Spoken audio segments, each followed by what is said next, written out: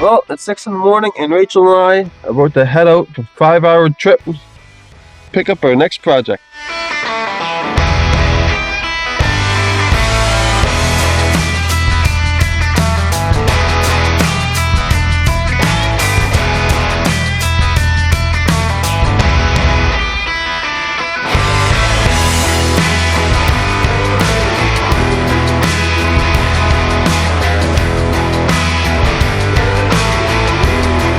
So despite the gnarly paint job from the 90s, this bike's pretty well complete. Apparently the motor's only got around 50 miles on it since the rebuild that was done about 8 years ago. So the plan of attack is to get the engine running and from there, tear it all down and bring it back to more original condition, replacing all that teal and a custom paint job with the black and the candy blue that we're so used to on the 72 H2s. So I've definitely got my work cut out for me, but I can't be more excited to work on an H2.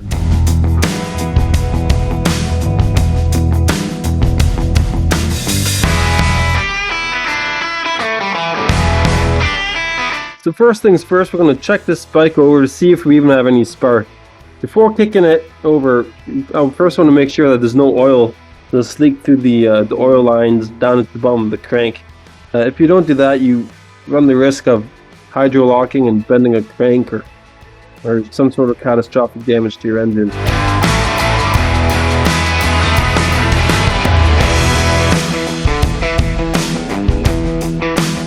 So I'm checking down the cylinders right now with the bore scope, and then I discovered this on the piston. Standard bore pistons. That's a pretty good sign as far as the history of this motor.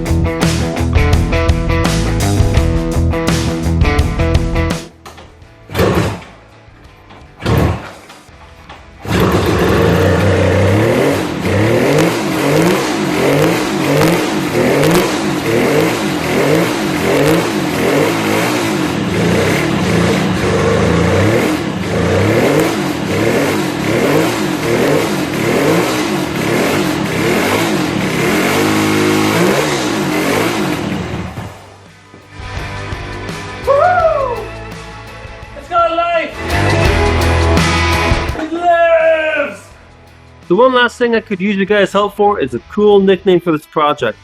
I feel based just on the paint scheme and what type of bike it is, it deserves a pretty cool name. If you've got any suggestions, put it in the comments below, and I'd love to see what you guys think. Other than that, if you're new to the channel and you like what you see so far, please click subscribe. I'll try to leave weekly content on this and various other bikes and projects that I come across. So I started working on the H2 again.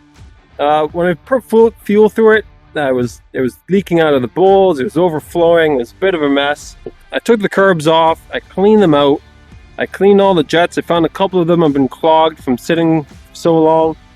I put them all back together with new gaskets, and they held fuel beautifully. The bike fired up, it ran great, it idled good. However, it would bog down every once in a while. I noticed that the enricher plugs, which I cleaned out both the bores and the plugs themselves. However, the cable was stuck. And so I believe what happened was, after I cleaned the carbs and put the bike back together, it ran great. All 3 cylinders were firing, temperatures were even on all the pipes. But then I pushed the lever down.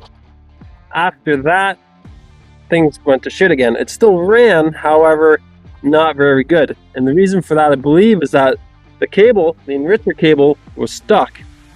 So what I just did, I removed the cable, I routed it differently, a little bit more of a smooth routing. It was kind of kinked all over the frame before.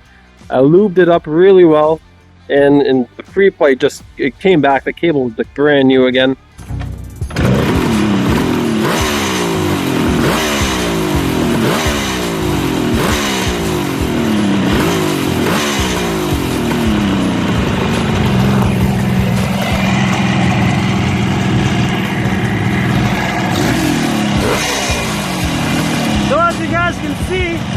From part 2 in the video series, when I first started running, it was running 100 times better. It's firing in all 3 cylinders, all the header temperatures are all the same. There's nothing's out of whack.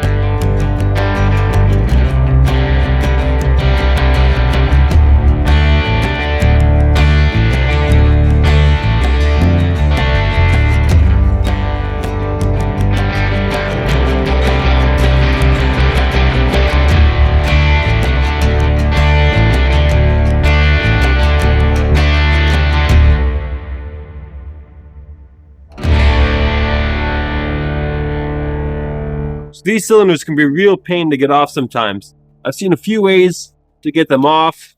The way that I'm resorting to these particular ones, because they're so hard. They got an M16 by 2 tap. Just threading down up until it bottoms out onto the stud. And then I'm using these big bolts here. And I'm kind of working them all down at the same time. Push down on the stud and lift up on the cylinder. If you see here, it is coming off pretty good. And again, just a little turn, maybe a quarter turn, an eighth of a turn on each one. Just work them in a star pattern so you're pulling the whole head off evenly. This isn't, again, be all and end all method. It's just for this particular situation, this is what's working for me. Just one thing to note, if you are going to use this method, the holes for the studs actually have a step down about halfway through. At that point, these bolts aren't going to do anything and you're wasting your time. If you're threading in and you find that all 4 of them have just kind of stopped, they're not going anymore, halt what you're doing. Clean out the holes, look down, and you'll most likely see that the studs are now flush with that little step down area.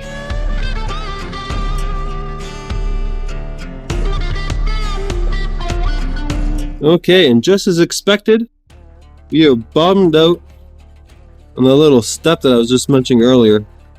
So that's as far as I can go with this current method. I'm going to resort back to using a block of wood and brute strength and try to knock this thing off the rest of the studs.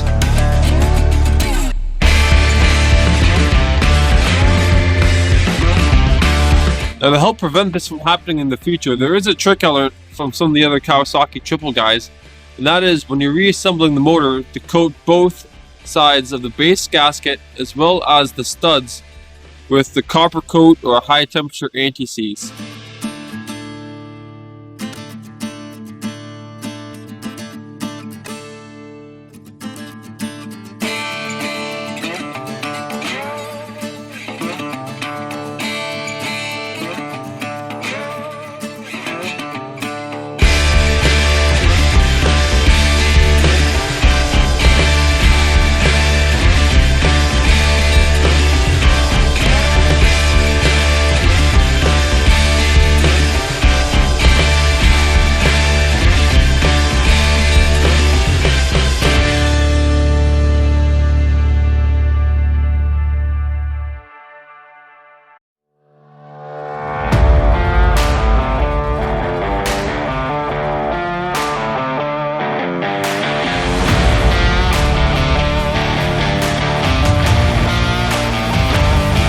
So you may have noticed in an earlier video a lot of smoke coming out of the right hand cylinder.